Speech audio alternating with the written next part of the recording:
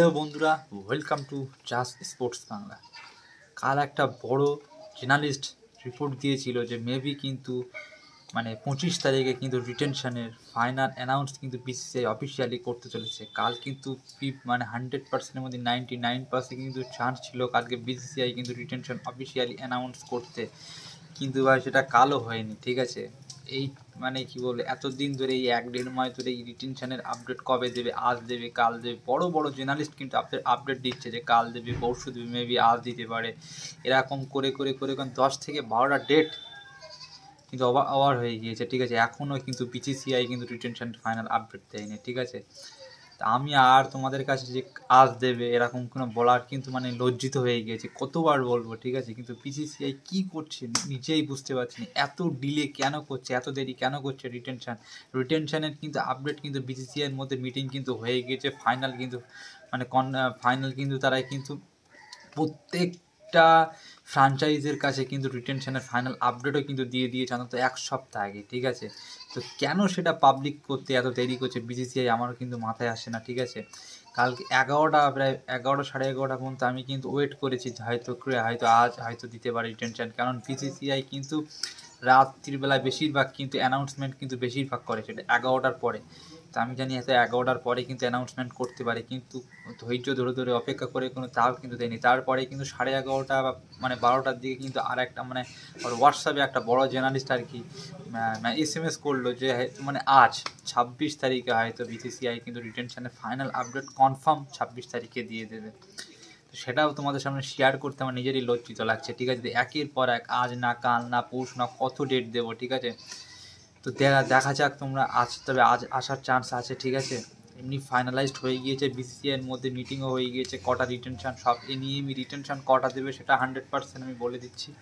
ঠিক আছে, তবে রিটেনশন যেটা আপডেট আসছে যে আজ হয়তো রিটেনশনের ফাইনাল অ্যানাউন্সমেন্ট বিসিসিআই যখন হোক, সে আমার যখন এই ভিডিও করছি তখনও হয়তো দিতে পারে কনফার্মেশন, বা হয়তো রাত্রেও দিতে পারে। তো আজ হয়তো সারাদিনের মধ্যে যখনও কিন্তু বিসিসিআই হয়তো মেবি অ্যানাউন্সমেন্ট করতে চলেছে। ঠিক আছে, তবে প্রত্যেকটা আইপিএল ফ্র্যাঞ্চাইজের কাছে কিন্তু এর আপডেট কিন্তু বিসিসিআই কিন্তু 1 সপ্তাহ আগে কিন্তু দিয়ে দিয়েছে কটা রিটেনশন। তবে যে আপডেটটা আসে বড় আপডেটে বিসিসিআই মেবি এবার কিন্তু কোনো আরটিএম কার্ড, যেরকম 2022 সালে কোনো আরটিএম কার্ড ছিল না, সেরকম কোনো রাইট টু ম্যাচ কার্ড কিন্তু থাকবে না। জাস্ট 5টা প্লেয়ারকে রিটেনশন নিয়ম দিতে পারে, প্রত্যেকটা ফ্র্যাঞ্চাইজ কিন্তু তাদের যে পুরানো প্লেয়ার, সেই প্লেয়ার থেকে 5টা প্লেয়ার কিন্তু ধরে রাখতে পারবে। মেগা অকশানে গিয়ে কোনো প্লেয়ারের উপরে right two match card use করতে পারবে না। এতদিন ধরে যে রাইট টু ম্যাচ কার্ডের কিন্তু যে জল্পনাটা হচ্ছিল যে মেবি হয়তো 5+1 বা 4+2 হয়তো 4-5টা প্লেয়ার রিটেন করতে পারবে, আর মেগা অকশানে 1টা বা 2টো প্লেয়ারের উপরে right two match card use করতে পারবে। কাল কিন্তু একটা বড় আপডেট এসেছে ভাই, বড় আপডেট, এবং বড় সোর্স থেকে যেটা আপডেট আসলো যে বিসিসিআই কিন্তু এটা নিয়ে কিন্তু রাইট টু ম্যাচ কার্ডটা নিয়ে কিন্তু কোনো রাইট টু ম্যাচ কার্ড হয়তো মেগা অকশনে নাও দিতে পারে, জাস্ট 5টা রিটেনশন। ঠিক আছে, এটাই কিন্তু বিসিসিআই করতে চলেছে। কারণ দেখো, এই যে ডিলে হওয়ার একটাই কারণ যেটা রিপোর্ট আসে যে এই কেকেআরের মতন টিম, মুম্বাই ইন্ডিয়ান্সের মতন, হায়দ্রাবাদ মতন টিম, তারা কিন্তু রাইট টু ম্যাচ কার্ডের জন্য কিন্তু রিকোয়েস্ট করেছিল বিসিআই যে 5টা প্লেয়ারকে তোমরা রিটেনশনে করতে দাও, আর 2টো প্লেয়ার অন্তত মেগা অকশনে রাইট টু ম্যাচ কার্ডের অপশান দিয়ে দাও। কিন্তু এই যে পাঞ্জাব কিংস, দিল্লি, আরসিবির মতন টিমস, ঠিক আছে, এরা কিন্তু বিসিসিআইয়ের কাছে কিন্তু মিটিংয়ের পরেও কিন্তু বিসিসিআইয়ের কাছে কিন্তু ফোর্স করেছে যে রিটেনশন 5টা-6টা ঠিক আছে, কিন্তু কোনো অকশানে কোনো রাইট টু ম্যাচ কার্ডের অপশান যেন না থাকে। এই জন্য কিন্তু বিসিসিআই কিন্তু ঠিক আছে এত দেরি হয়েছে, কারণ কেকেআর, মুম্বাই, এরকম বড় আইপিএল, চেন্নাই, ঠিক আছে, সিএসকে, চেন্নাই, বড় বড় আইপিএল ফ্র্যাঞ্চাইজ, তারা কিন্তু বিসিসিআইয়ের কাছে অপশান দিয়েছে যে আর রাইট টু ম্যাচ কার্ডও থাকুক বা রিটেনশনের সংখ্যা বাড়ানো হোক। আবার এই পাঞ্জাব কিংস, দিল্লি ক্যাপিটালস, ঠিক আছে, আরসিবি, এই সব কিছু ফ্র্যাঞ্চাইজগুলো এরা চাচ্ছে যে কোনো যেন right two match card option না হয়। এই সব নিয়েই কিন্তু বিসিসিআইয়ের মধ্যে কিন্তু এত দেরি হয়েছে, যেটা রিপোর্ট আসে। ঠিক আছে, তো আজ হয়তো রিটেনশনের ফাইনাল আপডেট তোমরা পেয়ে যাবে অফিসিয়ালি যখন হোক, সারাদিনের মধ্যে। ঠিক আছে, এটাই বড় আপডেট আসছিল। আর মেবি 5টা রিটেনশন কনফার্ম। ঠিক আছে, প্রত্যেকটা আইপিএল ফ্র্যাঞ্চাইজ, আমি কিন্তু এই 5টা রিটেনশন অন্তত আমি তোমাদের সামনে অন্তত 1 মাস বা 20-25 দিন আগে থেকেই বলেছি যে 5+1 হতে পারে। কিন্তু এই যে RTM কার্ডটা হয়তো দেবে না, কিন্তু 5টা রিটেনশন কিন্তু সেই আমার যে রিপোর্টটা তোমাদের দিয়েছিলাম যে 5টা রিটেনশন মেবি হতে চলেছে, এই 5টা রিটেনশানেই কিন্তু মোহর লেগে গেল, ঠিক আছে। শুধু RTM কার্ডটা যেটা আমি বলেছিলাম সেটা BCCI কিন্তু দিতে চায় না কোনো ফ্র্যাঞ্চাইজকে। তাহলে 5টা রিটেনশন কনফার্ম।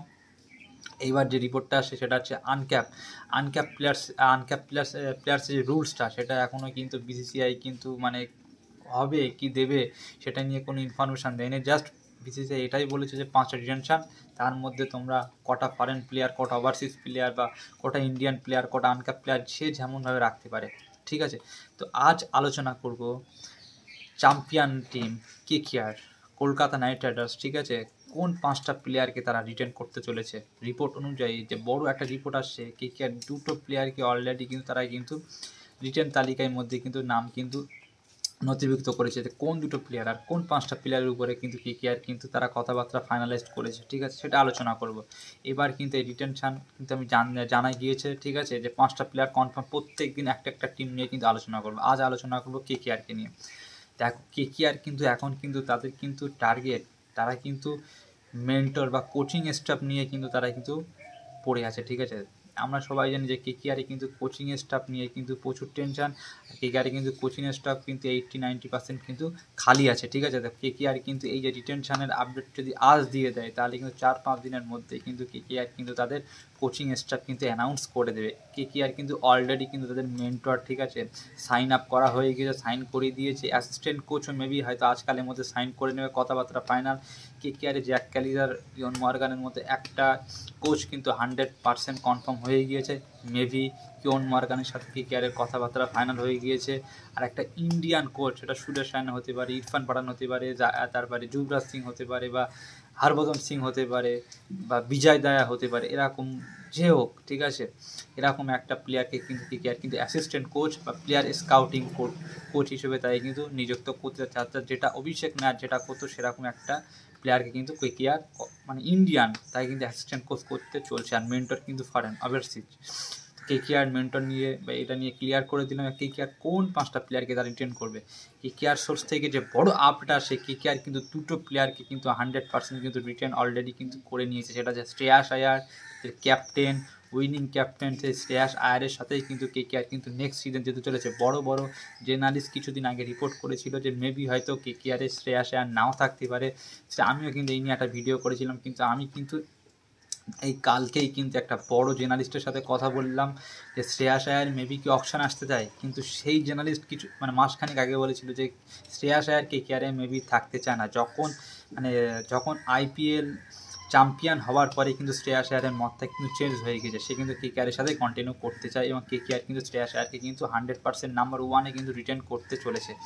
নাম্বার 2 যে প্লেয়ারটার উপরে কিন্তু তারা কিন্তু KKR কিন্তু ইনফরমেশান দিয়ে দিয়েছে, সেই প্লেয়ারকেও কিন্তু মেসেজ দিয়েছে, সেটা হচ্ছে রিঙ্কু সিং। এই রিঙ্কু সিংকেও কিন্তু KKR কিন্তু 100% কিন্তু রিটেন করতে চলেছে এবং একটা কিন্তু বড় অ্যামাউন্ট দিয়ে কিন্তু রিঙ্কু সিংকে কিন্তু রিটেন করতে চলেছে। সেটা 12-14 কোটি টাকা হতে পারে। রিঙ্কু সিংকে কিন্তু KKR একটা বড় অ্যামাউন্ট দিতে চলেছে।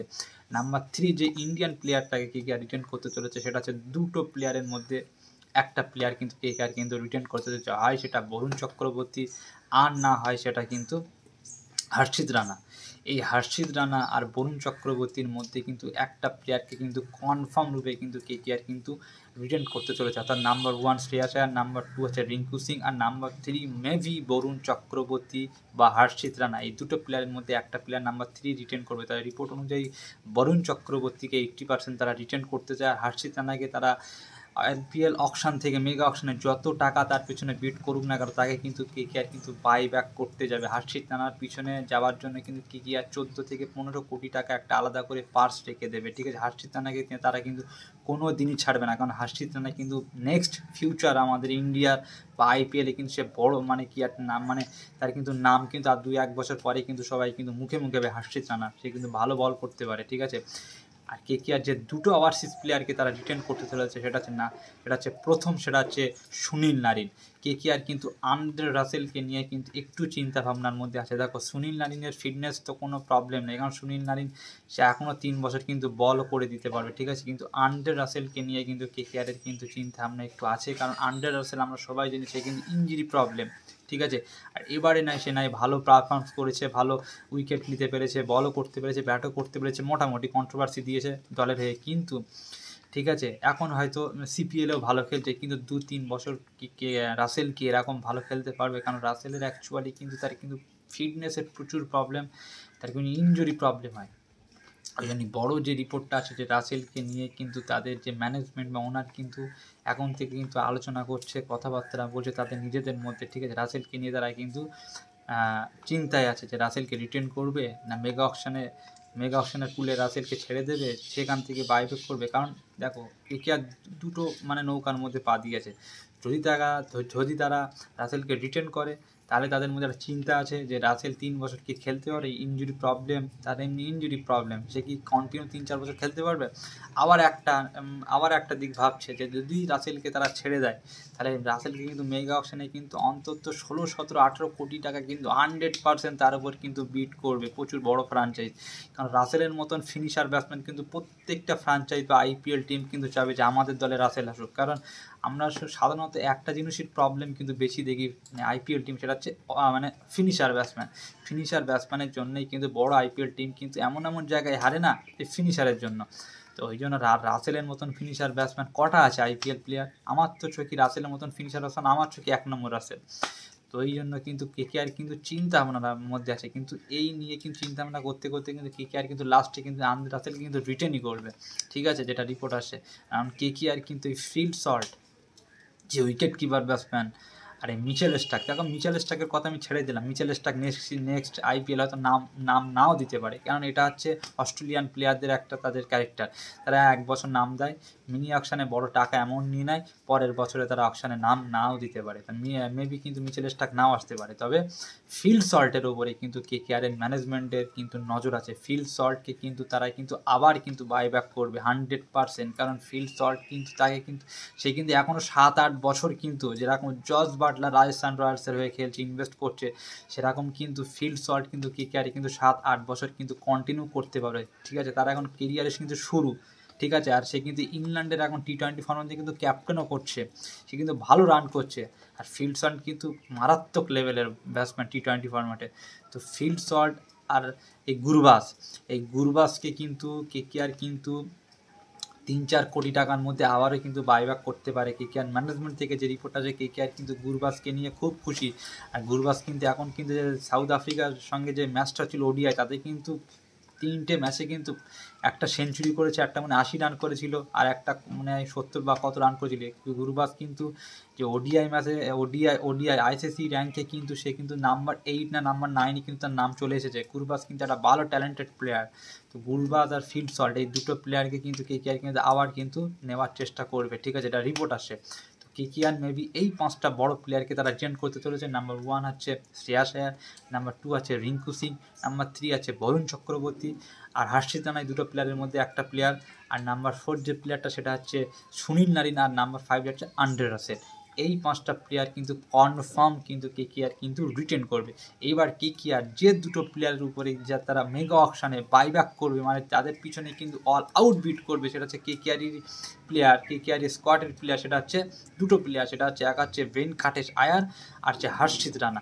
এই দুটো প্লেয়ার, একটা অলরাউন্ডার আর একটা হচ্ছে ফাস্ট বলার, এই দুটো প্লেয়ারের উপরে কিন্তু আর ফিল্ড সল্ট, 3টে প্লেয়ার, ফিল্ড সল্ট, ভেঙ্কটেশ আয়ার আর হর্ষিত রানা, এই 3টে প্লেয়ারের উপরে কিন্তু কেকেআর কিন্তু 100% কিন্তু অল আউট কিন্তু বিট করবে কিন্তু মেগা অকশানে। কেকেআর কিন্তু এই 3টে প্লেয়ারকে কিন্তু তাদের দলে কিন্তু আবারও কিন্তু নিয়ে আসার কিন্তু চেষ্টা করবে, কারণ এই 3টে প্লেয়ার কিন্তু ইয়াং প্লেয়ার, তারা কিন্তু এখনও 7-8 বছর কিন্তু ইনভেস্ট করতে পারবে কেকেআরের জন্য। যত টাকায় কিন্তু কেকেআর এই 3টে প্লেয়ারের পিছনে যেতে হলেও কিন্তু কেকেআর কিন্তু শেষ পর্যন্ত যাবে। আর এবার কিন্তু যে পার্স, যেটা রিপোর্ট আছে যে পার্স কিন্তু প্রত্যেকটা আইপিএল ফ্র্যাঞ্চাইজকে কিন্তু যে 100 কোটি টাকা ছিল, সেই 100 কোটি টাকা থেকে কিন্তু 20-30 কোটি টাকা বেড়ে কিন্তু 120-30 কোটি টাকা হতে চলেছে। প্রত্যেকটা ফ্র্যাঞ্চাইজকে কিন্তু বিসিসিআই কিন্তু পার্স এবার 30 কোটি টাকা অন্তত অ্যামাউন্ট কিন্তু বেশি দিতে চলেছে, ঠিক আছে। তো এই কটা বড় রিপোর্ট আসছিল। আর একবার বলি, রিটেনশনের আপডেট হয়তো আজকে সারাদিনের মধ্যে কিন্তু অফিসিয়াল অ্যানাউন্স করতে চলেছে 5টা রিটেনশন কনফার্ম নিউজ, ঠিক আছে। কোনো আরটিএম কার্ড কিন্তু মেগা অকশনে কোনো প্লেয়ারের উপরে আসতে পারবে না, জাস্ট রিটেনশন করতে পারবে অকশনের আগে 5টা প্লেয়ার।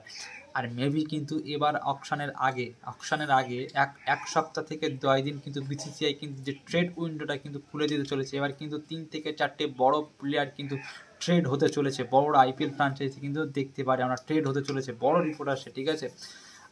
আর মুম্বাই ইন্ডিয়ান্সে কিন্তু বড় আপডেট আছে মুম্বাই ইন্ডিয়ান্সকে নিয়ে, সেটা আমি একটা নেক্সট ভিডিওয়ে আলোচনা করব, ঠিক আছে। এই কটা রিটেনশন নিয়ে বড় আপডেট আসছিল, সেগুলো তোমাদের সামনে আমি শেয়ার করলাম। আজ মেবি রিটেনশন তোমরা অফিসিয়াল অ্যানাউন্স দেখতে পারবে, ঠিক আছে। তবে কমেন্টে লিখবে, ঠিক আছে, কি আর তোমাদের মতে আর কোন 5টা প্লেয়ারকে রিটেন করতে পারে, ঠিক আছে। তোমরাও কমেন্টে জানাবে যে কে আর দাদা এই প্লেয়ারকে রিটেন করলে ভালো হয়, ঠিক আছে, তোমরাও জানাবে। আর কেকেআরের যে অনেকে প্রশ্ন করছে যে অ্যাসিস্ট্যান্ট কোচ বা মেন্টর, এই মাসেই কিন্তু কেকেআর কিন্তু অ্যানাউন্স করতে চলছে। ইয়ন মর্গান আর জ্যাক কালিজের মধ্যে একটা কেকেআর মেন্টর রোলে আসবে, 90% কিন্তু ইয়ন মর্গান হতে চলেছে। আর ইন্ডিয়ান প্লেয়ারের মধ্যে একটা কিন্তু কেকেআর অ্যাসিস্ট্যান্ট কোচ করতে চলেছে, ঠিক আছে, যে বড় আপডেটটা আসলো। তো আজ এই পর্যন্ত। প্লিজ তোমরা আমার চ্যানেলে নতুন আসলে প্লিজ চ্যানেলটা সাবস্ক্রাইব করবে। যারা এখনও ভিডিও দেখছো, যারা চ্যানেলটা সাবস্ক্রাইব করনি, তারা একটাই রিকোয়েস্ট, প্লিজ চ্যানেলটা সাবস্ক্রাইব করবে আর ভিডিওটা লাইক করবে। একটাই আমার রিকোয়েস্ট, ভিডিওটা যতজন দেখে প্লিজ একটা করে লাইক করবে, একটা করে, এটাই আমার রিকোয়েস্ট। আজ এই পর্যন্ত, বাই।